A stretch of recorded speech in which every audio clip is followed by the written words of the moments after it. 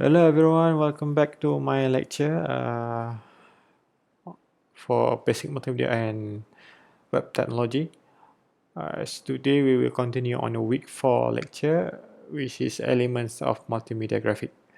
Alright, so I would like to apologize to you. So as for this week, we have to going through the lecture using a pre-recorded session uh, because maybe some of you have difficulties to attend the session, so you have to hurry to catch up your bus going back home for the election and so on and so on. All right. So, but we can't afford to give excuse to this session again because we are running we have one week uh 1 week skip before, so we have to continue the session according to the schedule. So hence the pre-recorded session for you. All right, so today I would like to continue the week 4 element of multimedia graphic. Last week we have talked about one of our multimedia element, which is text. As for this week, we continue to another element which is a graphic. All right, so let's jump to it. So by the end of this lesson, you should be able to first differentiate two main type of graphics, and the second one describe the use of graphic as an element of multimedia. And number 3, name example of graphic formats and its features. Okay, defer to my graphic. Okay, so what are the two main type of graphic? So let's see. Okay, first let's see what is graphic. Graphic. So graphic in a multimedia and web technologies, graphic is a visual images or design displayed the the medium such as screens, billboard, projector, etc. Okay, so technically speaking, a graphic is the means of is a art or is a visual appearance used in multimedia and web technology medium. Okay, it can be graphic can be in form of photograph, illustrations, typography, and logo designs. Okay, infographic and diagrams, line art, drawings and technical drawings, maps, and static computer graphic images, and also web graphics.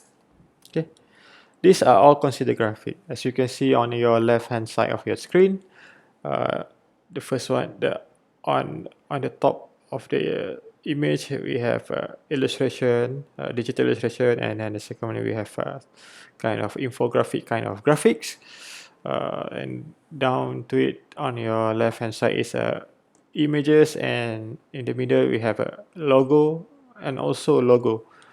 All right, and Burger King and the McDonald's. It's a example of form of graphics. Okay, so let's see why graphic is important. Okay, as you can see on your screen right now, you can see there are two different type of elements. And on your left hand side is a text, and on your right hand side is a graphics. So they carry the same kind of information, deliver the same type of messages, but in a different type of form. So on the left you have text, and on your right hand you have a combination of text and graphics. So I would like to ask you, which one do you prefer? Okay, if you were to understanding uh, the the information which you prefer, do you prefer to read in a paragraph full text form of information, or maybe have been simplified in a visual in more visual, what you call, friendly approach kind of medium, as graphic? So I believe most of you will choose on the the graphic, okay, the infographic on your right hand side of the screen. Okay, so why is that? So this is a study from by the Arabia students in 2018. So it indicate that most viewers are visual learner. Okay, most viewers are visual learner. So it means that many verbal learner learn more effective using textual. Okay, while visual learner learn best using graphical presentation. Meaning that graphic deliver the message better to the visual learner.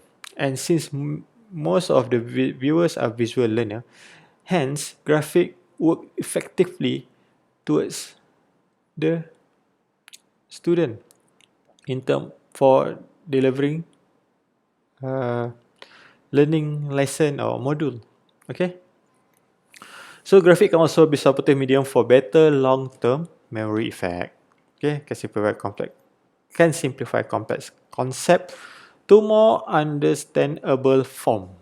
This is what we seen on the previous slide on the where there are two different type of medium, text and graphics, and we can see that graphic can deliver uh, complicated information in form that is more approachable to the learner. All right. So let's see. There are two types of graphics that you have to understand, that you have to know. Okay, the first one is a raster graphic, uh, also can consider as a bitmap, and the second one is a vector graphic. So, from the graphics appear on your screen, so what you think the difference between these two type of graphic, raster graphic and vector graphic? What do you think? What are the differences? Okay, what are the differences? So let's see what are the differences. So raster, we take a look on raster first. So raster images are made of pixels.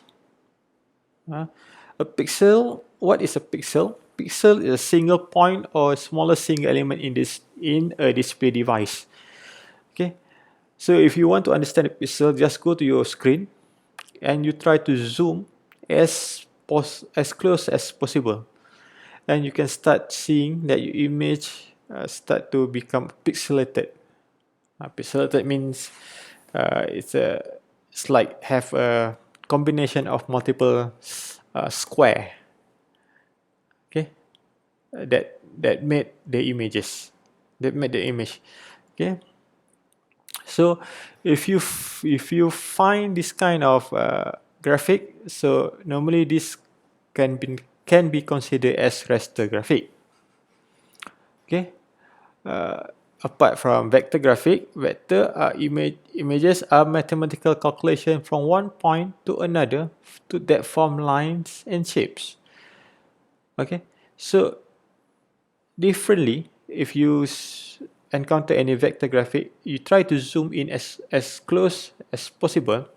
You will not find any pixelated area, pixelated image or blurred image as compared to the raster, because vector graphic are graphic that generate by the mathematical calculation, meaning that every time you zoom, the software will calculate and generate the image back to you, generate the image according to the size that you zoom to the image, meaning it's a progressive image, and it's generate accordingly to its uh, appearances. Okay, so that is graphic. That's why it's not pixelated and it's always sharp. It always deliver high quality graphics. It will always look the same. Okay, so that are the two main difference between raster and vector. Okay, so if you see, when using raster program, you paint an image similar to dipping a brush in paint and painting. Okay, so these are the difference between raster and vector. And the vector, while in raster you can smooth out the blending if you're using the painting, and compared to the vector, it always sharp. It always sharp. It made of, like I said before, mathematical equations. Okay, so these are the different painting with vector and painting with pixels. See, if you're using a raster software to do any painting, you can see that when you try to zoom in, it will have a pixelated effect. But of course, when you view it on a normal size, it will not show. Okay, it will not show. Depending on the resolution of your device that you use to view the images, and also the quality, the depth, the depth of the pixel that the image carry. Okay, compared to the vector, so it always look the same. So this is a bitmap and vector, which is raster and vector. So you can see that made up of, we'll take a look on the raster. They are made up of multitude of pixels. They are made of combination of pixel, multiple pixel. They are arranged on together that carry different kind of colors information. Okay, so the resolution dependent. So if you normally, as for the raster, it depends on the resolution of the image that you export. If it's too low of the resolution, it will become too pixelated and it's gonna be difficult to edit and scale. Okay, without losing quality. But as for the vector, it will always look the same. It will always look sharp because it will generate accordingly. It's a progressive according to the mathematical equations. So the resolution can be independent. You can freely scale to any size without losing quality. So in terms of software and file size, so as a raster takes up more memory and storage space. Okay, and most raster graphic, mostly photos, are made of mostly photos and complex illustration. These are type of software that offer raster image editing, such as Photoshop. The PS is Photoshop, ID, uh, BR stands for what, I'm not sure. So Dreamweaver, LR is Lightroom.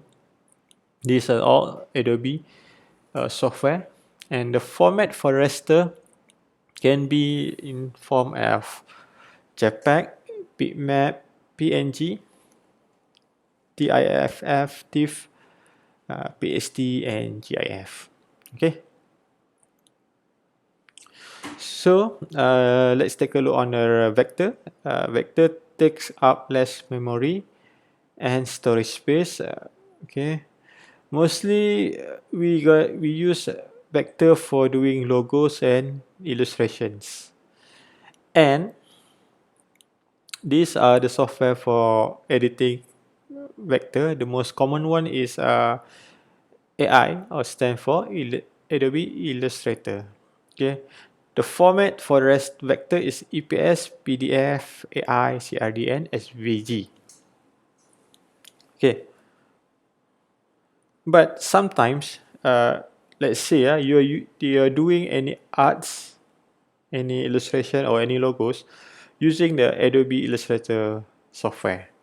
Let's say you're gonna use vector tools like pen tools and so on to create a logo, and it remain a vector only in the software.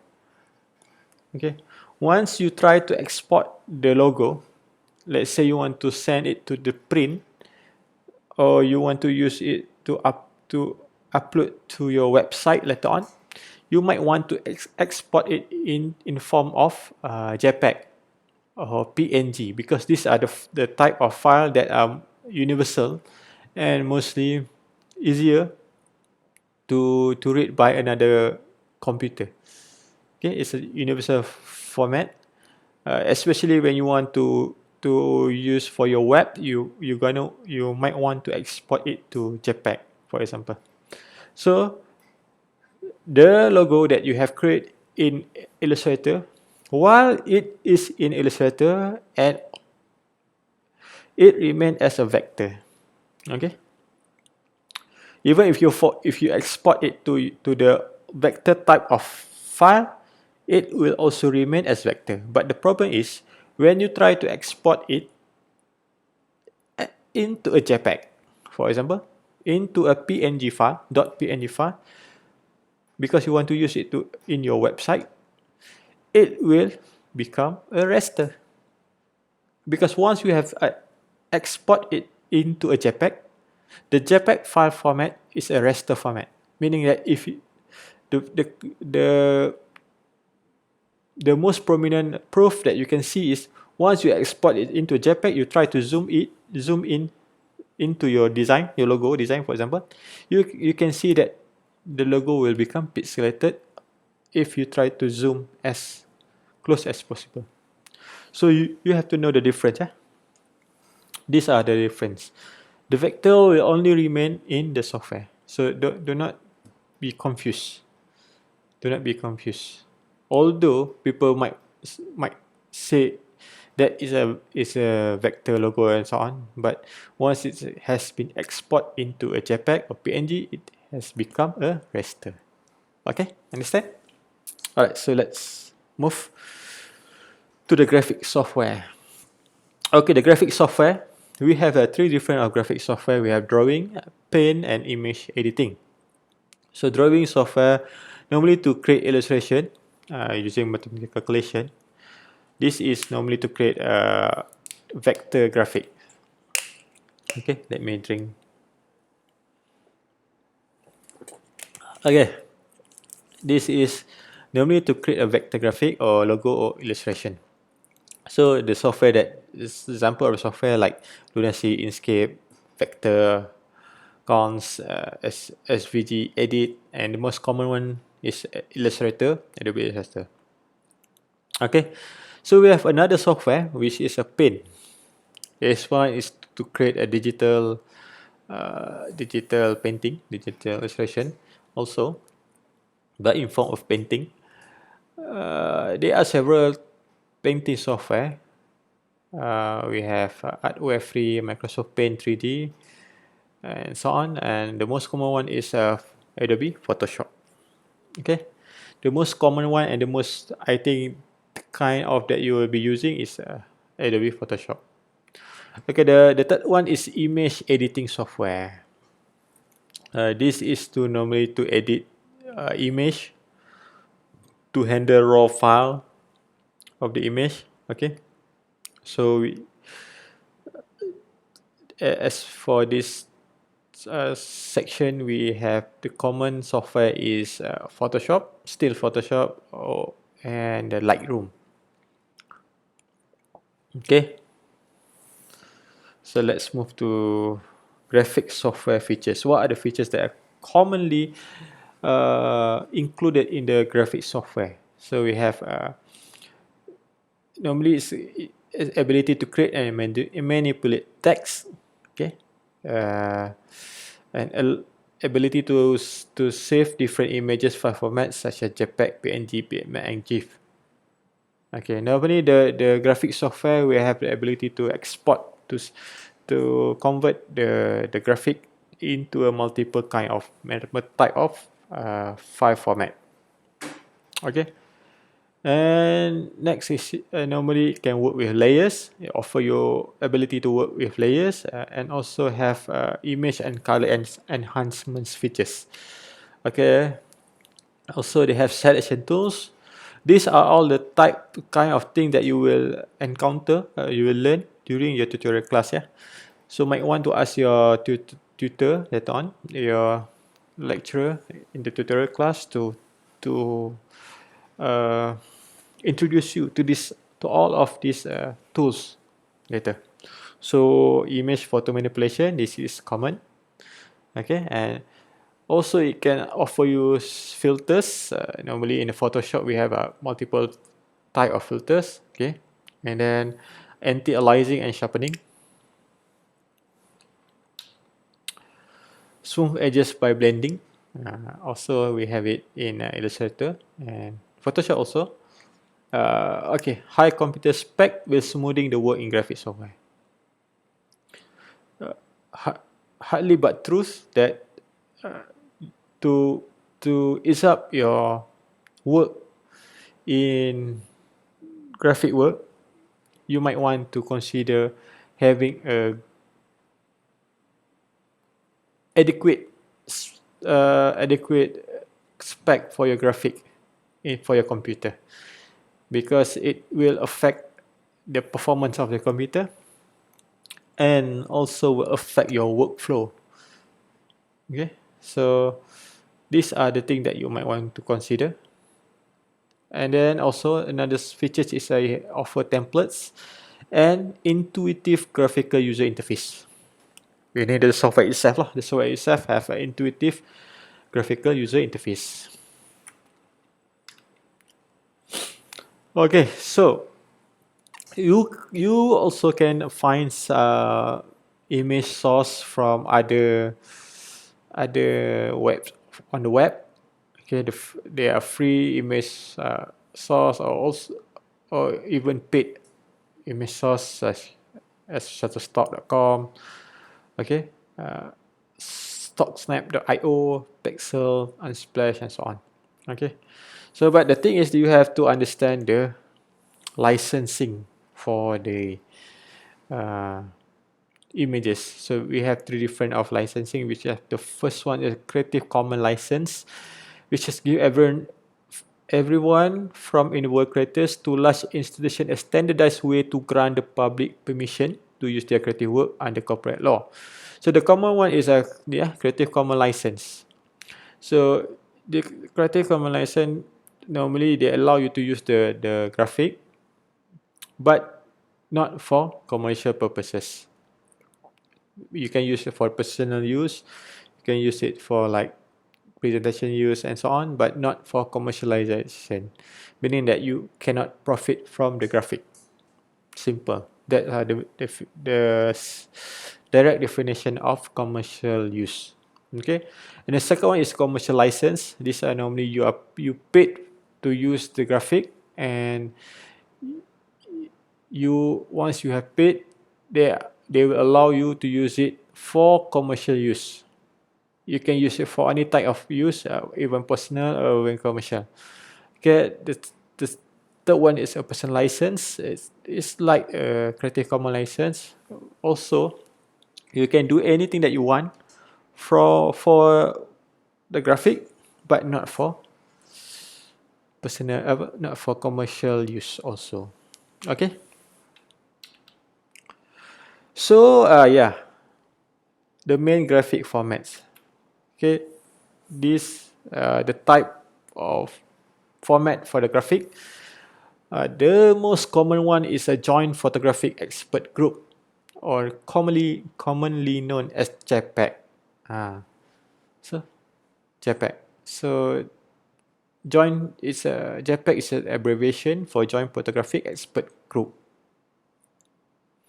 Okay, also sometimes also you can see also have .jpg at the end of the file name.